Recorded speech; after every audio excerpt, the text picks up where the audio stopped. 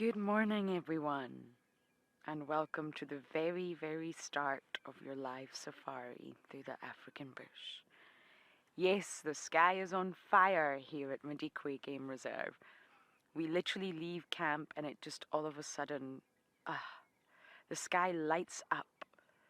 It's like someone turns on a switch. It's incredible. And we shouldn't miss it. We shouldn't drive past it, so we wanted to actually stop and show it to you all. Sadly, the fire is not delivering any warmth, though, because I am still chilly. But good morning, my name is Lauren. Javi is with me on camera. And that cold spell that I wanted to come back, I think it's on its way back. It's much colder today than it has been the past few days. But still, we can admire the sunrise. It's a long distance visual, but we have got Mama Bear here and her little bananitos. They're not on the kill that they had last night, so that makes me think that it potentially got stolen. They lost it, but the lions were found, Mr. Darkmane, Mahiwa, and some ladies and some sub-adults really not far away. So I do want to do a bit of a check here. I did see the banners. I think they're just very small in the long grass. There we go. I see one. She's calling them.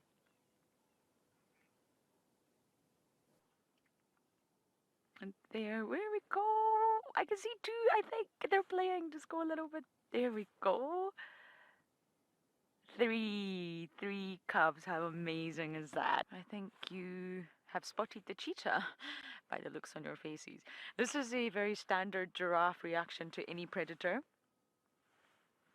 Lion, leopard, cheetah. They'll stare it down. They'll sort of almost freeze in the one spot and just stare the animal down. And this actually alerts other animals in the area too, once they understand how to read giraffes.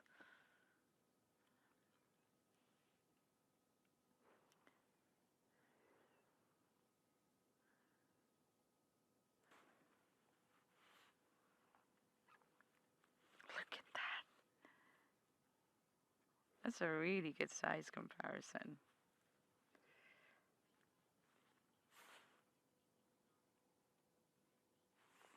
Mandy, not really. They do have vocalizations, but not so much alarm calls. Not like a kudu or an impala or even a zebra. This is really their quite typical behavior to predators. They are known to hum at night, to keep in sort of constant communication with each other. And they can make a sort of really loud, high-pitched guttural sound, if that makes sense. But it's not really their alarm call. They're generally quite silent, and they're going to stare this threat down. And obviously, if they realized it was a pride of lions, which it is not, they probably would just then run.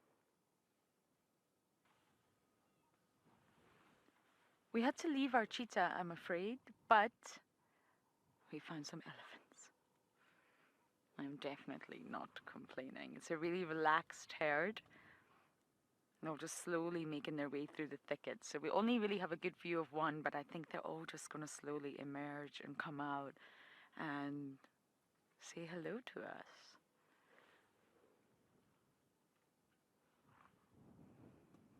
Where have you guys been? I've been wondering.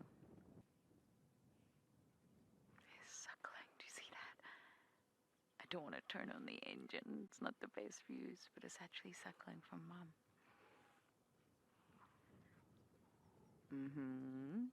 Having a good smell of us, are you? I did just have some peanut butter.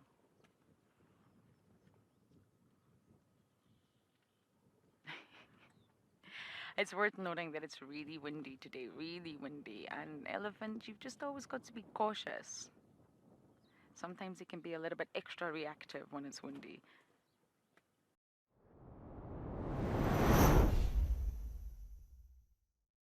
On the right there's a big bull. On the left is two cows, I think, and on the far left is another bull who is showing himself. Now, this is probably on a territorial boundary, these two males. So we might see some animosity. I can't guarantee it. He's not eating, but the others are. Okay, so this female is going to come closer towards us, and it's okay. She has done this before. She has also given us a bit of a hard time before. But it's okay, Mama. We're green and a little bit grey. She's not 100% sure. What is this thing in my way here? Yeah, this is our injured lady.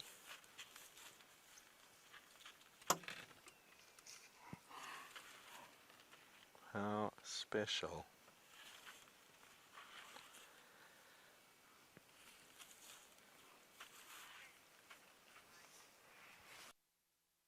I am more and more convinced that this is a peripheral den, that her position in the hierarchy is such that she didn't want to have these youngsters too close to the central den, unless there is no central den, but I think that there probably is a central den. And I suspect it's south of our boundaries.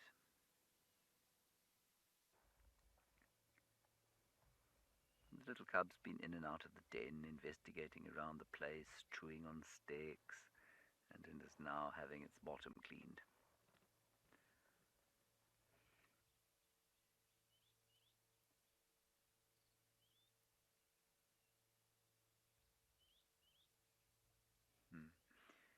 This is a really great bonus, you know.